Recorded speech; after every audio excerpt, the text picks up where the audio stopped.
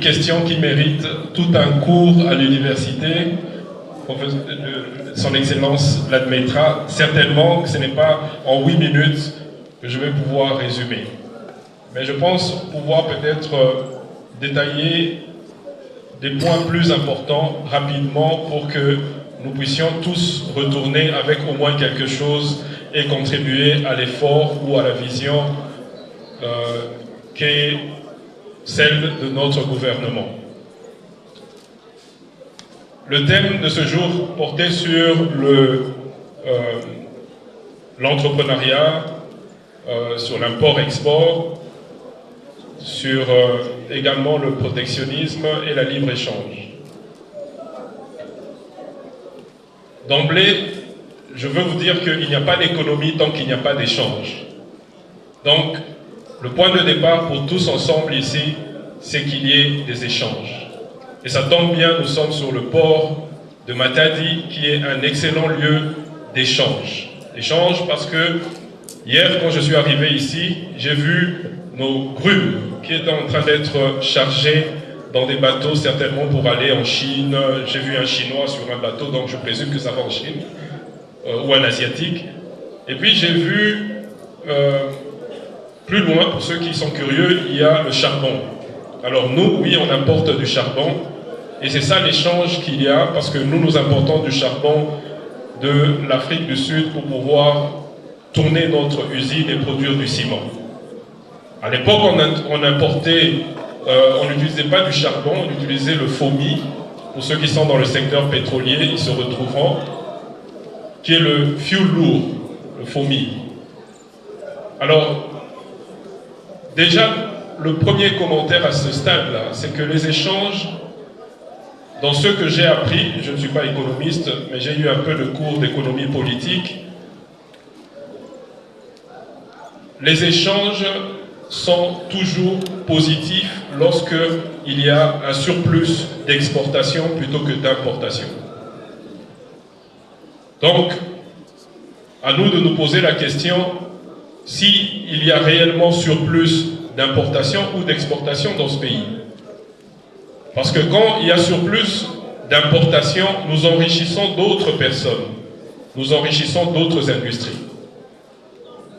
La preuve, si aujourd'hui, mon usine qui devrait produire 1 200 000 tonnes de ciment n'en produit que 600 000 et que je reçois une commande du Ghana, du Gabon, de 600 000 tonnes de ciment, croyez-moi, je vais tout de suite me retourner et demander l'autorisation aux autorités pour que je puisse exporter cela. C'est en mon avantage d'utiliser au maximum ma capacité de production. Et donc, ce faisant, ce pays-là qui va acheter du ciment congolais va enrichir la société PPC Barnett et même peut-être mes concurrents. Donc, à chaque fois que nous importons, nous enrichissons les autres. Alors, quelqu'un va me poser la question ici, pourquoi j'importe du charbon alors qu'il y a du charbon à Luena? Et là, mes yeux se tournent vers mon aîné, le DG du CAMI. Que fait-on de Luena? J'ai tenté une fois d'essayer de transporter, pas d'importer, mais ramener le charbon de Luena jusqu'ici. Il allait me coûter quasiment 3 fois le prix du charbon qui me vient de l'Afrique du Sud. Et pourquoi? À cause de nos infrastructures. Il faut le train entre Luena. D'abord, il faut le produire, ce charbon-là. C'est pas trop compliqué normalement. Et puis ensuite, il faut le transporter de Luena jusqu'à Ilebo. Les chemins de fer sont dans l'état que nous connaissons tous, SNCC. Et puis ensuite, il faut le transporter de Ilebo jusqu'à Kinshasa. Et puis le transvaser à Kinshasa pour l'emmener ici au Congo central. C'est toute une histoire.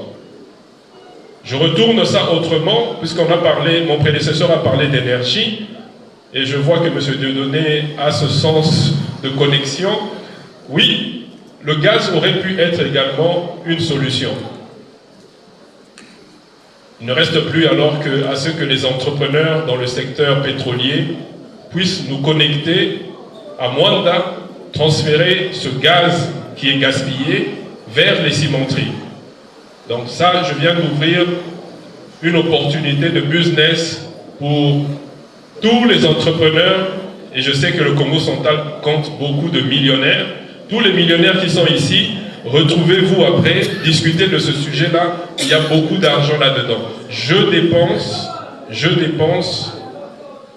pour vous dire vrai, plus ou moins 25 millions de dollars chaque année, simplement pour le charbon. Alors si ça vous intéresse de garder ces 55 millions ici, je serai le plus heureux de l'acheter localement. À titre d'exemple, parce que le charbon nous coûte de plus en plus cher, nous commençons à le substituer. Et aujourd'hui, il y a des entrepreneurs locaux qui nous emmènent ce qu'on appelle le Ndika. Hein, le Ndika, ça vous dit quelque chose ici, vous devriez comprendre très rapidement. Donc, l'huile de palme, une fois qu'on a extrait l'huile de palme, le résidu, le déchet, eh ben nous, on peut utiliser ça en cimenterie comme source d'énergie calorifique. Donc, encore une opportunité très rapide. Concentrez-vous, réunissez-vous en groupe de 10. À la fin, venez me voir, vous avez 70. Allez, si j'importe presque 60 000 tonnes de ciment par an, vous avez l'opportunité donc de me vendre à peu près l'équivalent de 80 000 tonnes de Ndika. Reprenez les plantations Unilever, reprenez tout ce que vous voulez, produisez suffisamment d'huile de palme, emmenez-moi les Ndika et on garde l'argent localement ici. À part cela, nous importons également du gypse. Nous importons également, on importait avant les sacs de ciment et aujourd'hui, je vois la société Bax & Sachs est ici. Encore des initiatives qui ont été à l'époque promues par son Excellence, Monsieur le Ministre, à l'époque il était à l'industrie. Mais voilà, il y a des sociétés qui se créent et on commence à reconstituer progressivement notre écosystème. Et c'est important de maintenir cela. Si nous pouvions avoir le gypse localement, encore une fois, nous ne recourrions pas au gypse angolais. Parce que tout cela déstabilise notre franc congolais, déstabilise notre économie, d'une manière ou d'une autre. Sardines, tout ce que vous voulez. Nous aimons bien le Makayabu, il faudrait qu'il y en ait en production exponentielle ici. Alors, pour revenir à la question, qu'est-ce que nous faisons pour que notre ciment soit moins cher? Déjà, si j'achetais localement, je réduirais mon prix substantiellement. Parce que le charbon m'est vendu, si je prends Sif Matadi, il est peut-être autour de 130 $. Mais vous savez, pour que ça arrive à l'usine, il atteint le prix de 300 $ la tonne. Et donc 300 $ la tonne, puisque j'importe presque 70 000 tonnes, vous faites tout de suite les calculs, vous voyez combien je dépense rien que pour ce charbon-là. Et cela enrichit encore le secteur du transport maritime parce que notre LMC, notre ligne maritime congolaise, n'a pas encore repris ces navires pour transporter le charbon même qu'on voudrait importer. Donc autant de défaillances de nos structures, autant de recours au service des autres, à l'enrichissement des autres, et bien sûr à la fin ça nous coûte plus cher. Alors, au-dedans, en interne, nous avons encore, et là, Excellence, vous allez m'excuser, c'est un effort qu'il faut faire au niveau du gouvernement, la structure des taxes.